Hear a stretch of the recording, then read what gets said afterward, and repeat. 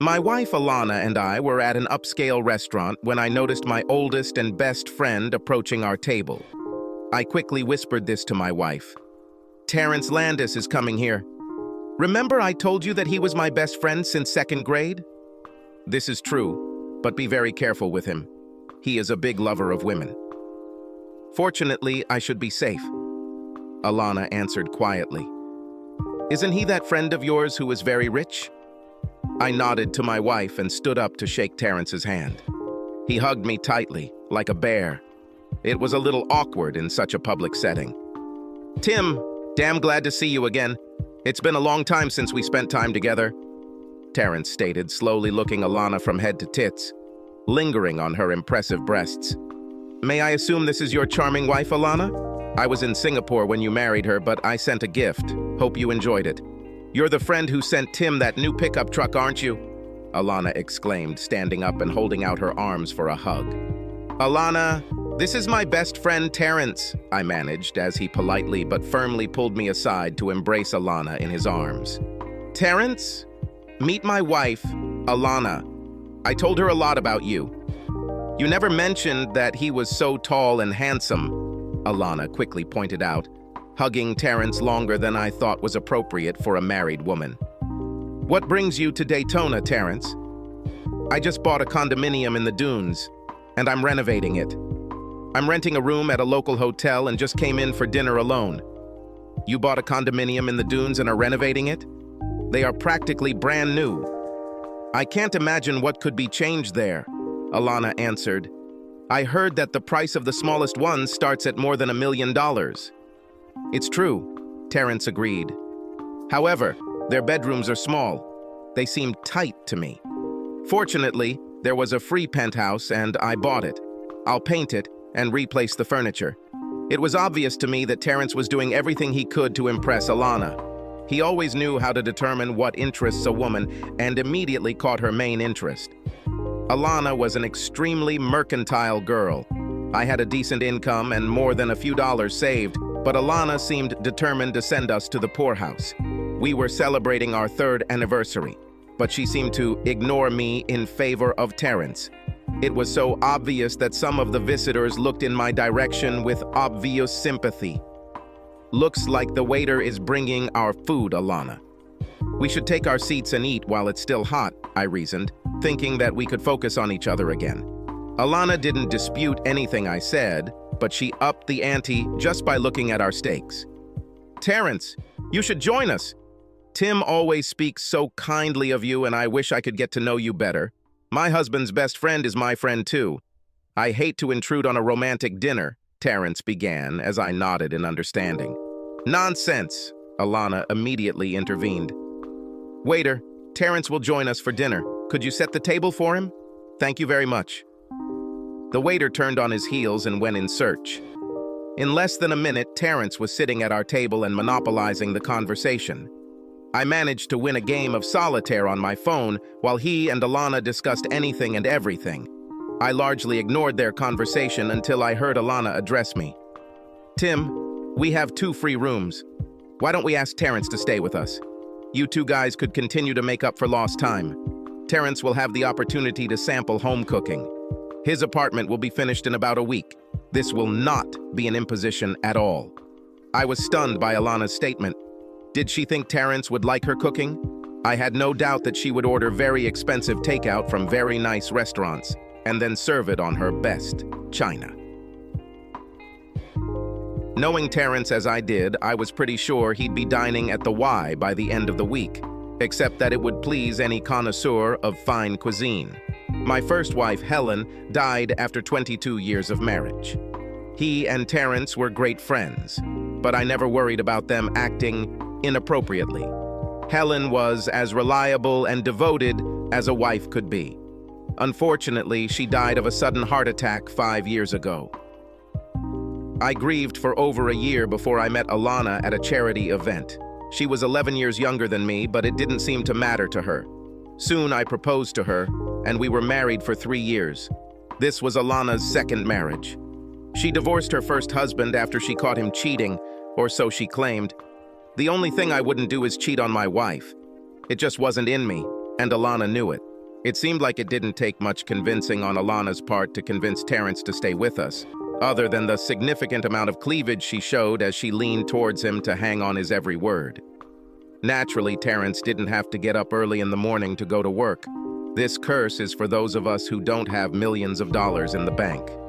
Alana hasn't had a job since she divorced her first husband. She apparently handled her divorce pretty well. She made me sign a prenuptial agreement that stated that I would never claim her money, no matter how long we were married. This suited me, as I had a stable income from my investments as well as a very good job. When I got home Monday night, Alana and Terrence seemed even friendlier than they had been at the restaurant the night before. Dinner was ready and it was exceptionally delicious. I checked the trash can. As I expected, it contained containers from a local restaurant. Terrence and Alana were so immersed in their little world that they didn't even notice how I, somewhat irritated, left the living room, climbed the stairs, and went to bed. I didn't feel embarrassed because they didn't pay any attention to me. I was very surprised when I came home on Wednesday evening and found Alana apparently waiting for me. She was sitting on an expensive sofa that she simply needed. Next to her, in my opinion, too close, especially for a friend. A man she had recently met was Terrence. "Tim, we need to talk," was Alana's first salvo. I was again taken by surprise. It was just a fucking Wednesday. How the hell could Terrence work his magic so quickly? I knew he was good at everything he set his mind to, but this was damn impressive. It will cost me more than a few dollars. I was sure of it. Terrence and I discovered that we were kindred spirits, Alana explained. We didn't want this to happen, but it happened. We both feel terrible about this, but there's no denying the incredibly strong attraction we feel for each other. Tim, I'm going to divorce you. As soon as this is final, I will marry Terrence. Please don't try to talk me out of this. I'll be damned if I'll give up my house and half my savings just because you couldn't keep your legs together and that ass wiper couldn't keep his dick in his pants. I will fight you every step of the way, I said with such conviction that I did not feel at all in myself. This is so typical of an insecure little person, Alana said with contempt. I didn't marry you for money and I don't want it when we divorce. Terrence and I both think the divorce will go much faster if I just walk away with the money I brought into the marriage. What do you think, Tim? Is this incentive enough to give me a quick divorce? Alana demanded. Where do you want me to sign? I slyly parried. I knew money meant more to you than me. I'll spend the next few nights with Terrence while we wait for his apartment to be painted. I don't want to hear any complaints. No whining, crying, or whining, Alana insisted.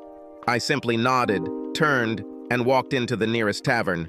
It's amazing how quickly a divorce can move through the courts when the three people involved are passionate about it, and one of them is very rich. A few months later, I was a single man again. The weekend after my divorce became final. I went back to the same restaurant I'd been to with Alana when she first met Terrence. I found him sitting at a table for two. I just walked in and joined him. Do you want to kiss my feet here in the restaurant, or wait for a more private setting? Terrence asked with a wide smile. I wasn't so calm. I don't know how you can be so happy. You shouldn't have asked Alana to marry you. Now she can come after you for cheating, breaking a contract, outright lying, or for being such a jerk to her. That won't happen, Terrence answered calmly. As usual, you don't see the big picture. Why don't you enlighten me then? I know Alana and she is nothing if not a stubborn, vindictive, evil little devil. You didn't feel that way when you asked her to marry you, did you? Terrence asked with a chuckle. Think about this. What was the last straw that made you decide that you wanted to get rid of her? Don't know. Maybe it had something to do with the fact that her damn personal trainer had her 3 times a week. For some reason, it worked on my breaker. She held me by the throat. If I had filed for divorce, even for adultery, she would have gotten half of it plus spousal support. That's why I turned to you for help. I never thought that you would be able to get her to ask for a divorce by Wednesday. It was amazing. Your line of shit must have improved even more over the years, I added. It has more to do with how my portfolio has improved over the years. Once she realized how much money I had, she was able to seduce me instantly. I have to say I will miss her between the sheets.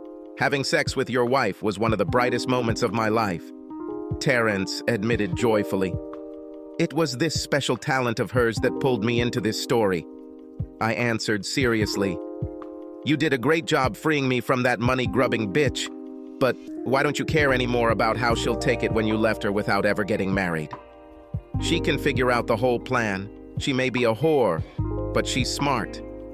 Remember I mentioned the big picture? Terrence asked.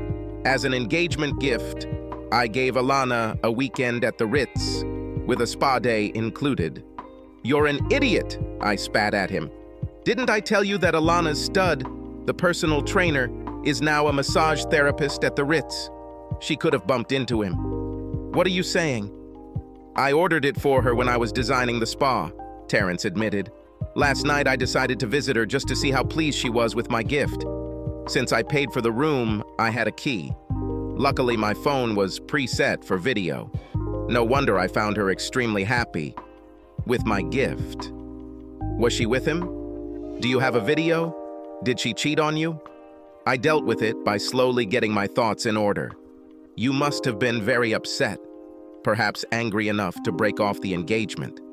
Alana was devastated by my unforgiving attitude, Terrence replied with a grin. It was the first time she did something like that. This will never happen again. I agreed with her on this. This won't happen to me. Right now she's out shopping, returning my gifts, at least in between sobs and curses. You owe me dinner for making her say on Wednesday that she wants a divorce, Terrence added with a wide smile. You saved me a fortune, bro. I'll be happy to treat you to dinner. You have always been by my side. Alana has no idea about relationships, but you know what true friendship is. Subscribe to our channel so that your second chaff doesn't cheat on you, and go ahead and listen to the next story, because this story is nothing compared to the next one. If you're under 18, don't even think about listening to the next one.